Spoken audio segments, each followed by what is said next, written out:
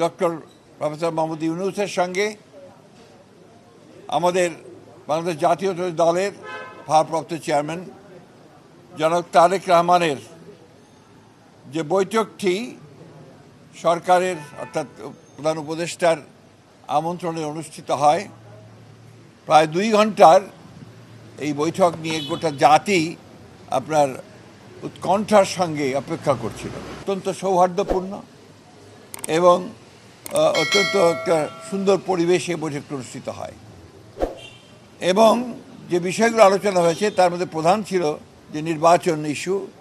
সেই নির্বাচন ইস্যুতে জনাব তারেক রহমানের যে প্রস্তাব, যে নির্বাচন যে ঘোষণা করা হয়েছে আপনার এপ্রিলে, যেটা প্রধান উপদেষ্টা ঘোষণা করেছেন, সেটা উপযুক্ত সময় নয় বিধায় তাকে পিছিয়ে নিয়ে আসা।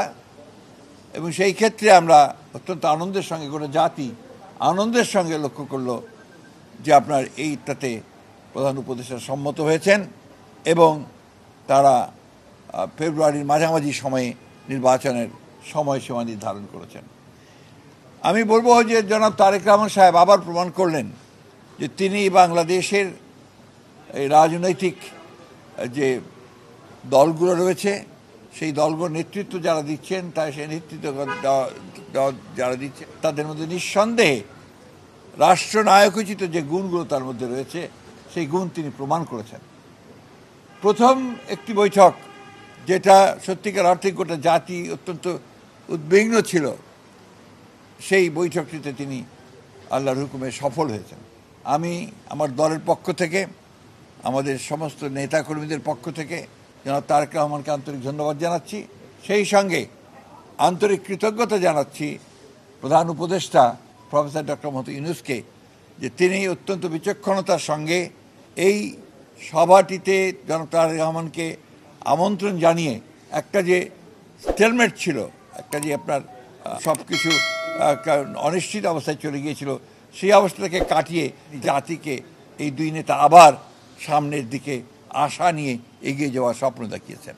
এটা আমি তখনও বলেছি যে এখন যেটা প্রয়োজন হবে তা হচ্ছে যে আপনার সমস্ত অতীতে যে সমস্ত ছোটোখাটো আপনার একটু কথাবার্তা হয়েছে, সেগুলোকে ভুলে গিয়ে সামনের দিকে জাতীয় ঐক্যকে আরও দৃঢ় করে এবং যেটা বলা হয়েছে আপনার সমস্যাগুলোকে সমাধান করে নিয়ে আমরা যেন অতি দ্রুত একটা নির্বাচন, যেটা বলা হয়েছে ফেব্রুয়ারির মাঝামাঝি সময়, সেই নির্বাচনে সুষ্ঠুভাবে সুন্দরভাবে যেতে পারি এবং জাতির যে আকাঙ্ক্ষা সেটা পূরণ করতে পারি এবং এই 15 বছরের ফ্যাসিস্টদের যে ধ্বংস করা ধ্বংসস্তূপের মধ্যে যে স্ট্রাকচার, যে কাঠামোকে নতুন করে গণতান্ত্রিক কাঠামোতে আমরা রূপান্তরিত করতে পারি।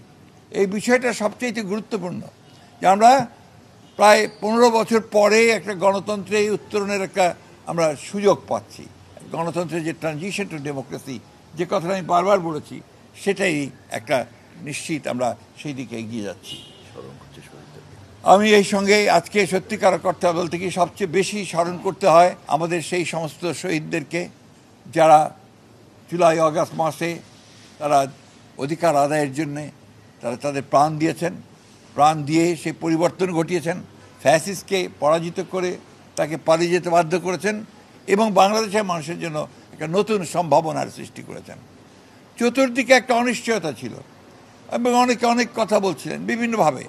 আজকে এই 2 নেতা প্রমাণ করলেন যে বাংলাদেশের মানুষ এখনও প্রয়োজনের সময় ঐক্যবদ্ধ হতে পারে, নেতারা নেতৃত্ব দিতে পারেন, সেই হিসাবেই বাংলাদেশের মানুষ সামনের দিকে এগিয়ে যাবে। যে গণতন্ত্র কিন্তু একটা দিনের ব্যাপার নয়, গণতন্ত্র হচ্ছে একটা চর্চার বিষয়, এটা একটা কালচার। সেই কালচারটা আমাদের মধ্যে গড়ে তুলতে হবে। সারাক্ষণ একে অপরকে বকাবকি, গালিগালাজ, আপনার সোশ্যাল মিডিয়াতে বকাবকি, অমুকখানে বকাবকি না করে আসুন আমরা সবাই একসাথে একযোগে জাতীয় ঐক্য সৃষ্টি করে আমরা দেশকে পুনর্গঠনের জন্য, নতুন বাংলাদেশ গঠন করবার জন্য এগিয়ে যাই।